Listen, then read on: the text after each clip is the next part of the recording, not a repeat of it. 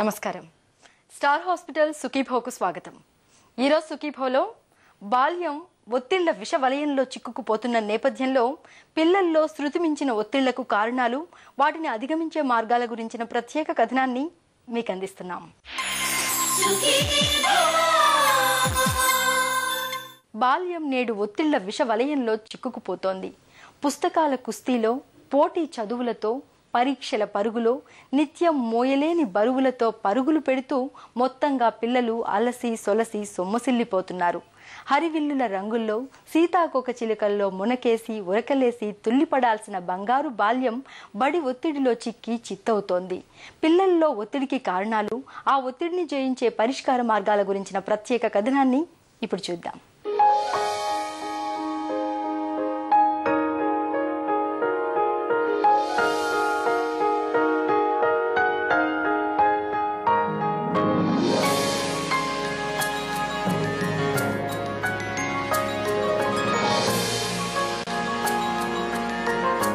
పుస్తకాలతో గంటల కొద్దీ కుస్తీలు,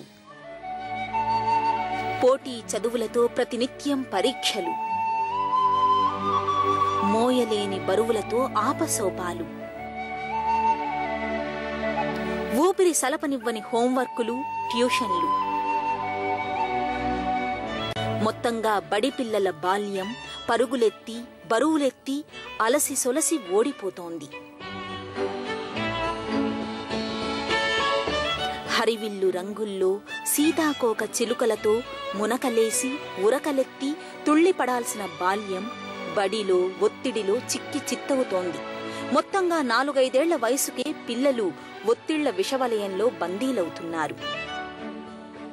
కామన్గా డే టు డే ఇండియాలో మనం చూసేది ఏంటంటే వేరే చిల్డ్రన్ బుల్లీ చేయటం, స్కూల్లో హేళన చేయటం, లేకపోతే టీచర్స్ బాగా స్ట్రిక్ట్గా ఉండి కొట్టడం, లేకపోతే ఈ ఎడ్యుకేషనల్ ప్రెషర్ ఎక్కువైపోయి ట్యూషన్స్లో అందరూ ఫస్ట్ 2, 3, 4 ర్యాంకులు, మనమేమో ఎక్కడో 30th ర్యాంకో 40th ర్యాంకో ఉండి అమ్మో పేరెంట్స్ ఏమంటారోనో, పరీక్షలు పాస్ అవుతామా లేదా అనో, లేకపోతే రేపు entrance exams for higher education వీటిలో మనం పాస్ అవుతామా లేదా అని ఇలాంటి వర్రీస్, బాగా స్ట్రెస్ ఎక్కువ పెట్టేస్తాయి పిల్లల్ని. పాఠశాల విద్యాసుమాల పూదోట, చిన్నారులు అప్పుడే విచ్చుకుంటున్న మొగ్గలు, పసిమొగ్గల భావి జీవితం తొలిగా వికసించేది పాఠశాలలోనే. ఒకప్పటితో పోలిస్తే ఇప్పుడు స్కూళ్లలో వాతావరణం పూర్తిగా మారిపోయింది. విద్యాబోధన తీరు మారింది, పరీక్షా విధానం మారింది. బ్యాగుల కొద్దీ పుస్తకాలు, ప్రతిరోజు పరీక్షలు, టార్గెట్లు, ర్యాంకులు. ఫలితంగా ఎల్కేజీ స్థాయిల నుంచే చిన్నారులపై శృతిమించిన ఒత్తిళ్లు మొదలవుతున్నాయి.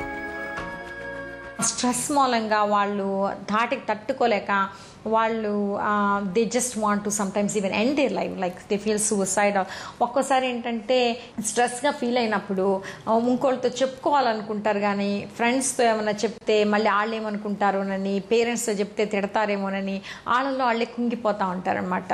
ఇలాంటి స్ట్రెస్ ఒకటి. ఇంకోటి ఏంటంటే ఫిజికల్ స్ట్రెస్. ఒక్కోసారి వాళ్ళకి వేరే ప్రాబ్లమ్స్ ఉండొచ్చు కదా, సొరయాసిస్ రావచ్చు, లేకపోతే వాళ్ళకి ఏదైనా గ్యాస్ట్రిక్ ప్రాబ్లమ్స్, క్రాన్స్ డిసీజ్ అని, అల్సరేటివ్ కోలైటిస్ అని, అలాంటి డిసెంట్రీ ప్రాబ్లమ్స్, ఇలా వేరే వేరే ప్రాబ్లమ్స్ చాలా ఉండొచ్చు కదా, అలాంటివి ఉంటాయి.